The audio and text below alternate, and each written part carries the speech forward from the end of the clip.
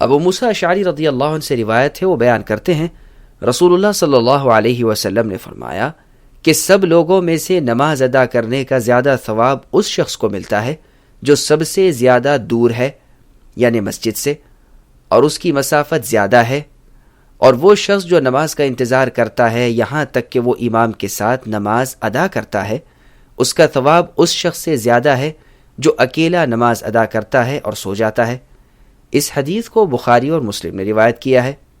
جابر رضی اللہ عنہ سے روایت ہے، وہ بیان کرتے ہیں کہ مسجد کے اطراف میں کچھ قطعات خالی ہو گئے، چنانچہ بنو سلمہ قبیلے نے مسجد کے قریب منتقل ہونے کا ارادہ کیا۔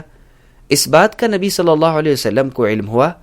آپ نے ان سے کہا کہ مجھے یہ خبر پہنچی ہے کہ تم مسجد کے قریب منتقل ہونے کا ارادہ رکھتے ہو۔ انہوں نے عرض کیا، جی ہاں اے اللہ کے رسول، ہم نے ارادہ کیا ہے۔ آپ نے فرمایا، اے بنو سلمہ، اپنے گھر میں سکونت اختیار رکھو، تمہارے ہر نقش قدم کا ثواب ثبت ہوگا، 2 مرتبہ فرمایا۔ اس حدیث کو مسلم نے روایت کیا ہے۔ ابو ہریرہ رضی اللہ عنہ سے روایت ہے، وہ بیان کرتے ہیں رسول اللہ صلی اللہ علیہ وسلم نے فرمایا، کسی شخص کا جماعت کے ساتھ نماز ادا کرنا گھر اور بازار میں نماز ادا کرنے سے 25 گنا زیادہ ہے، اور یہ اس لیے ہے کہ جب وہ اچھی طرح وضو کرتا ہے، پھر مسجد کا رخ کرتا ہے اور صرف نماز کے لیے مسجد جاتا ہے، تو اس کے ہر قدم کے بدلے اس کا 1 درجہ زیادہ ہوتا ہے، اور اس کی ایک غلطی اس سے معاف کر دی جاتی ہے۔ جب وہ نماز ادا کرتا ہے تو جب تک وہ نماز میں مصروف رہتا ہے، فرشتے اس کے لیے یوں مغفرت کی دعائیں کرتے رہتے ہیں، اے اللہ اس کی مغفرت فرمائیے، اے اللہ اس پر رحمت نازل فرمائیے۔ اور تم میں سے جو شخص نماز کے انتظار میں رہتا ہے وہ نماز میں ہی شمار ہوتا ہے۔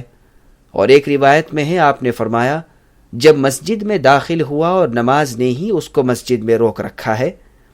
اس دوسری روایت میں فرشتوں کی دعا میں یہ الفاظ زیادہ ہیں، اے اللہ اس کو معاف کیجئے، اے اللہ اس کی توبہ قبول کیجئے، جب تک وہ مسجد میں کسی کو تکلیف نہ دے اور جب تک اس کا وضو نہ ٹوٹے۔ اس حدیث کو بخاری اور مسلم نے روایت کیا ہے۔ ابن عمر رضی اللہ عنہما سے روایت ہے، وہ بیان کرتے ہیں رسول اللہ صلی اللہ علیہ وسلم نے فرمایا، تم گھروں میں بھی نماز ادا کیا کرو اور گھروں کو قبریں نہ بناؤ۔ اس حدیث کو بخاری اور مسلم میں روایت کیا ہے۔ وضاحت، اس سے مقصود نفل نماز ہے، فرض نماز ہمیشہ مسجد میں ہی ادا کرنی چاہیے، واللہ اعلم۔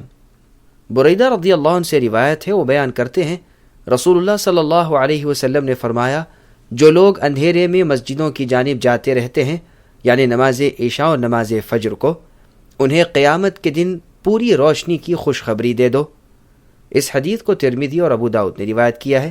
نیز ابن ماجہ نے اس حدیث کو سہل بن سعد رضی اللہ عنہ اور انس رضی اللہ عنہ سے ذکر کیا ہے۔ سبسکرائب کیجئے ہمارے چینل اور دبائیے بیل کا آئیکن تاکہ آپ کو ریگولر نوٹیفیکیشن اپڈیٹس مل سکے۔